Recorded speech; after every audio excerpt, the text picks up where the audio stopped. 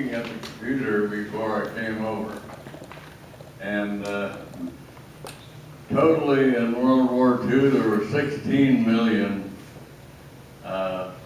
in all the services that served during World War II.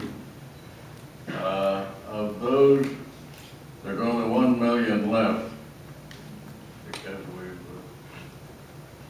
gotten older and one thing and another has done away with us. They estimate out of that 1 million, there's at the current time 413 on the average die every day. Around the Mount Vernon area here, it has gotten down to where there aren't many of us left.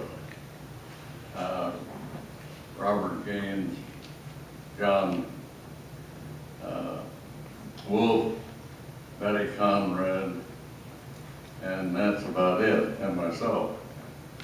And it's stated in there that most all veterans of World War II are now in their 90s, and I was 92 in January. Now back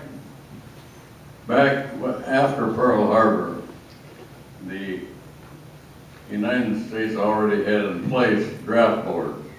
Have you studied draft boards? And their responsibility was to furnish so many men every month from a particular county, whatever their quota was ascribed to them to meet the needs of the effort on the whole.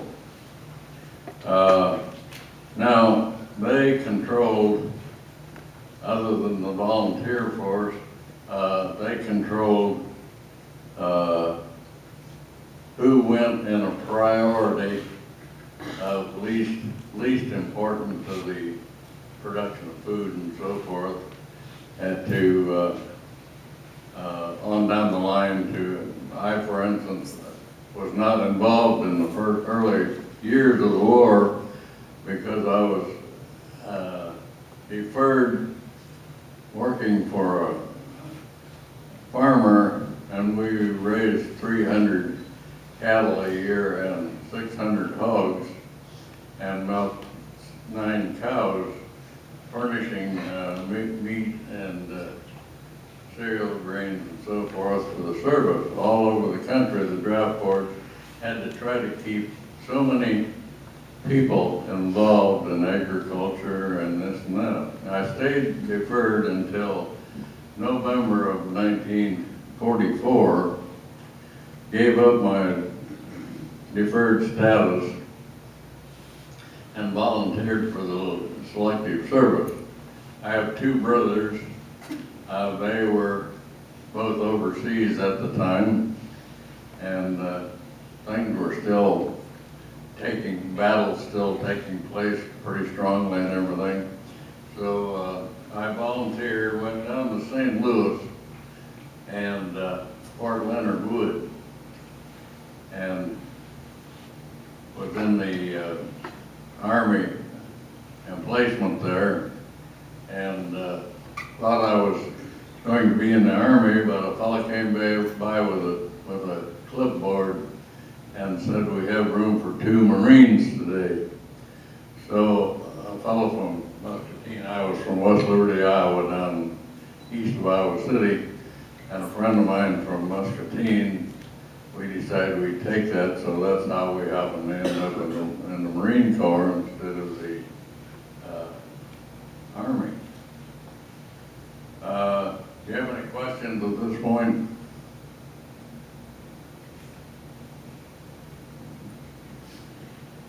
So, when I went to boot camp down in Parris Island, the first thing they do is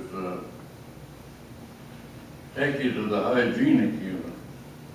And the hygienic unit is a room with just bare benches. You sit down on this bench, and they gave you a brown paper about 3 foot square, told you to take take off all your clothes except your underwear and your socks, put them in that paper, fold it up and tie it together and put your address on it and send it home. We left there and went up past an incinerator. You can picture this, and a whole bunch of people threw our underwear and socks in the incinerator. Went out of there to the barber shop in about 15 seconds, didn't have a hair left, and out of there into the shower, from the shower around to a counter, and they threw you your first issue of clothes. So that first 45, 50 seconds in the Marine Corps is quite a revelation and a great experience. I trained at Paris Island. In Vietnam, we learned the basics of working together, serving as a unit, and we learned the marksmanship, firing with the different types of rifles. I went from there to Camp Lejeune, North Carolina, and was in the what they call secondary infantry training, where we did a lot of marching, and we did 11-day bivouac, where you leave the camp and march 11 miles out out to the beach, and you're camped there for 11 days, and then you march back in. After I finished that, I had qualified through a bunch of tests, and was assigned to the combat engineers. Now, the combat engineers deal with a little bit of everything, but electricity, water purification, bridge building. But we spent quite a long time at demolition. In training, we blew a charge one time with 18 cases of dynamite in, and we were doing a mosquito control project, and I expect that killed a few mosquitoes, I'm not sure, but it blew a hole 18 feet wide and 18 feet long. Then we took half sticks of dynamite, put them every 8 inches, and blew ditches out to low spots. The mosquitoes in Carolina are bad, so they the object of the thing was to demonstrate how you could drain those potholes into this big sump and then treat them at that point. So I went from there. When I finished that training, I went from there to Camp Pendleton, Colorado, California, and was out there 30 days. That was in 1945, and had the experience. They had big forest fires that year, and they loaded 3,000 of us up, took us up on the side of the mountain with a hook-nosed axe and a miner's light, and we spent 24 hours up there cutting windbreaks. That was just kind of a side trip. And then the 82nd replacement draft, which I was in, normally a draft went from there overseas, and the 82nd replacement draft broke up stateside. Some of them went to Klamath Falls, Oregon. Some of them went to a big ammunition depot in Nebraska. But my order sent me to Great Lakes Naval Training Station, north of Chicago. When you were discharged from the Marines in World War II, they paid you 5 cents a mile transportation home. So the Marine Corps set a separation center up at Great Lakes, Illinois, and shipped returning Marines in there by the train load, and my job was to type discharges. So I went from handling demolitions and stuff like that to typing discharges day after day. And for instance, if I'd have been discharged at California, it would have been 2,000 miles times 5 cents to get me home. From Great Lakes, it was only 190 miles, so it was a great economic plan by setting up this separation center in Great Lakes, Illinois. While there, I'd get liberty over weekend or overnight or so forth. I went down to Chicago one night, I and a friend of mine, and we went to the USO. They had a USO down in Chicago that was very big, and they had a dance band every night. They had ping pong, sandwiches, cookies, whatever. And in the suburbs of Chicago, they had what they called GSO clubs, Girls Service Organizations. And from those outlying districts, they were assigned every so often to send a group down to this USO and play ping pong, dance, serve sandwiches, and so forth. This particular night when we were down there, I met Marion, and we formed a union, and that's lasted 68 years, and that's been a great pleasure for me.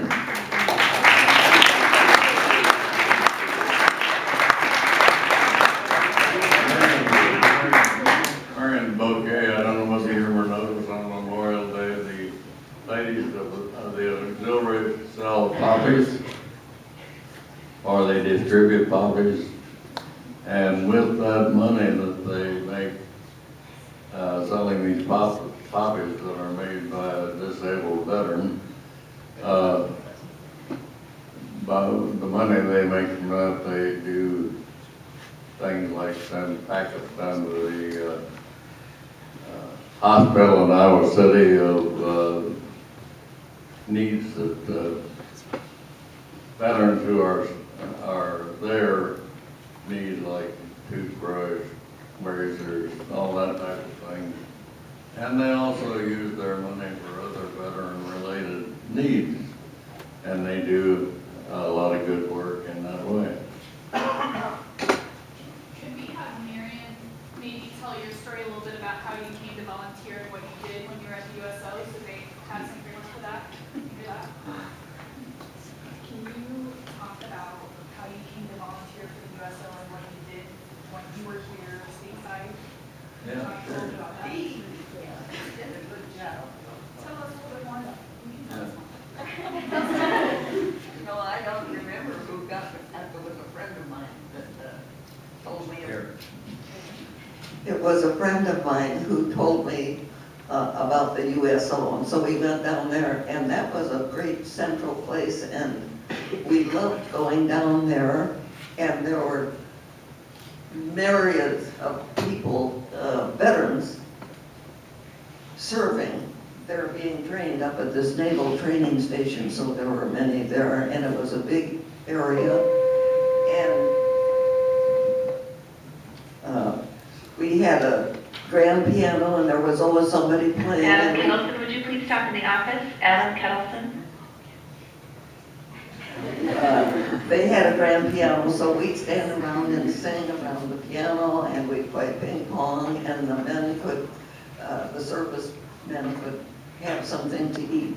And we took cookies, we always took cookies down when we went down there. And they had entertainment. I remember the harmonicas were there and other people. And there was a big stage, and they would entertain us, and then we would dance. And I don't know how many of you have ever done a grand march. I am not surprised. That's the only place really I did that. I think we did it a little bit in my school in Riverside, Illinois, where I went to school. But that is the most fun, and we would have everybody out there, and the band would play, and they'd play, all the servicemen songs, and we would sing. And you start with your two couples marching down the length of the building, the hall, and then they go around in a circle to the back, and then they meet, and the next four couples march down the front. In the meantime, you're singing, and it is the most fun. And I hope you all get to do a grand march sometime before you give up on that. You do a lot of good things that you enjoy, but that's something that's a little different. But we did take the cookies down, and that was it, and we were not supposed to leave the USO with any of the servicemen. That was a no-no. But my sister would talk to me if she was at home, and she would talk to me every day. Well, every time I went there, I want to know, well, she did talk to me every day about everything, but when I go there, and when I told her I met a Marine, she said, well, finally. That's what they were, and they all loved Fred. So, I did too. Get to the more serious part of war. 3 members of my graduating class were lost in the war. Early on, my next younger brother was wounded in Leyte in the Philippines, and thankfully recovered from that and was back with his unit, which was the 1st Infantry Division on Japan for the occupation forces. And my youngest brother was in a flotilla coming up to the south end of Okinawa, and they gathered there and were all in the boats with the drop down front end and everything, ready to go. And part of the strategy, which he didn't know at the time, on a particular day they made a feint at the south end of Okinawa and then backed up and didn't go in. And the idea then was the Japanese then moved their troops down to that island, end of the island to protect it. And a force came in from the north and started the Battle of Okinawa. So now John Kerr, who was a World War II veteran and lived in Lisbon, but grew up in West Liberty where I did. He was a sniper on Iwo Jima and was within sight of the raising of the flag. So those are some experiences of people in action. Some of them turned out well, and some didn't turn out well. John Kerr was later shot in the elbow, sent to the hospital, and that ended his career in the service. When he was here the last time, one of the students said, "What did you like least about being in the service?" And he said, "From the first day to the last." And it was something that you wouldn't take a lot for the experience, but you wouldn't want to do it again.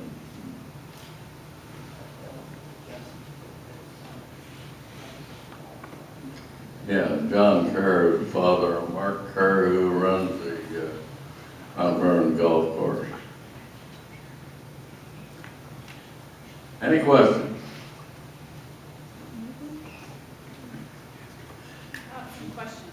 This is my uniform here. You can try and lift that or anything you want to do. It's quite heavy, but and very warm. When in the car they have what's called the uniform of the day, and that's either dungarees, khaki, or dress green.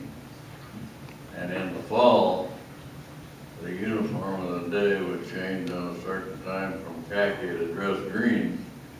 And hitchhiking home one time with my dress greens on, and it was 94 degrees standing along the highway. I was trying to get a ride. So they were very warm when the uniform of the day was dress green.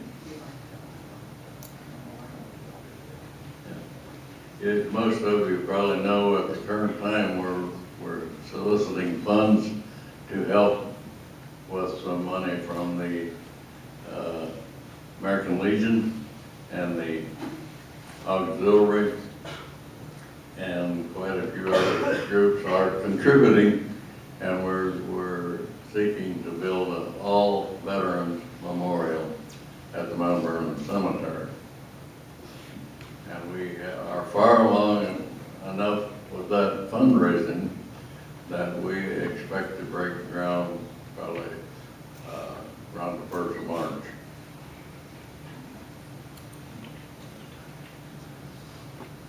How are we doing so far? There she is, Jackie. I have a bunch of questions. Come closer, will you, Jack? I'm 92 and my hearing aids don't work too good in a large building. First of all, just explain, what does USO stand for? United Service Organization. Okay, they just put on parties and things. Well, they do, Yeah. and it's one important thing that they do. One important thing that they do is provide communications with cell phones so the servicemen overseas can contact their families at home, and I think that is a tremendous service. But you probably all heard of Bob Hope. I mean, you know who he is. He's very famous. Traveled all over the world with people putting on shows for servicemen and all kind of conditions which were not necessarily convenient, and he's very famous for that, and that's what they do. That was the USO downtown. But they do other things. They help them communicate with their families and anything, and have what do you want to say? Places for them to go and eat, and there's also a connection with it, a service center where they might have a big building with a whole bunch of cots in, so if you were in town without any accommodations, you could go to this center and sleep overnight in this one of these folding cots. Anything else? They might.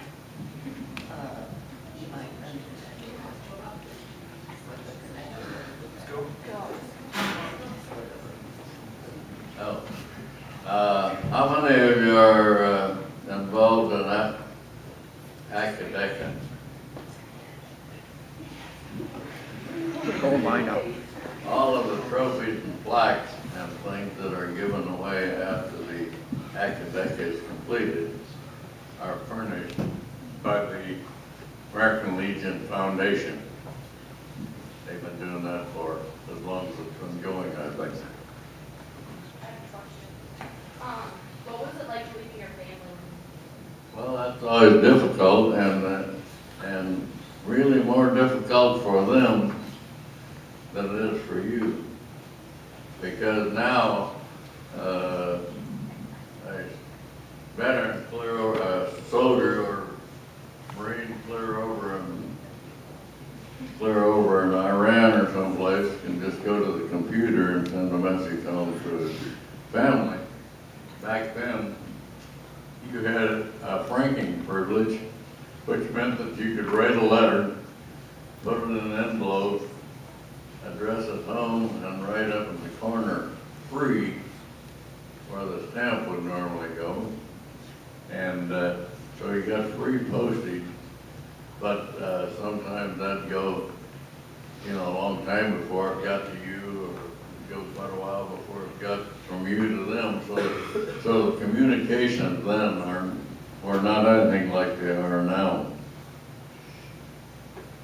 So now my mother and father had 3 of us, in the service at the same time.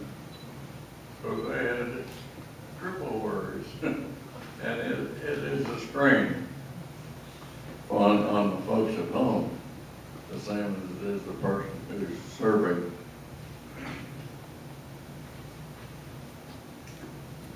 We think it's remarkable when there were 3 boys in the same family that were all in service and they all returned home. And they are still alive. And we get together and really enjoy visiting about lots of things. And I worked in the library in the elementary building here in Mount Vernon for many years and was very happy to meet all the kids. And being a small town, I know people in town. I might have been acquainted with their children, and that's fun. And in the library, we had people help. And one of the good helpers was your good teacher. And I can remember her in 3rd grade eagerly volunteering to stamp out books, to check out students' books for their reading. As you've gathered by my discourse, I didn't win the war. I never got out of the United States. Which is not unusual because I have read the figure that for every soldier or sailor or marine who actually saw battle, there were 27 serving somewhere in a less dangerous position.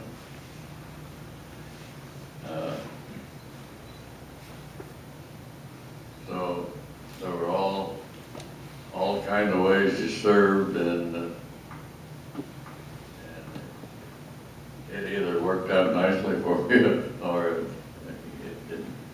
One thing that impressed me was that Fred learned to take care of himself, do his laundry, iron, and all those good things, and then he had to do a little cooking in a restaurant down in West Liberty, so he's very self-efficient.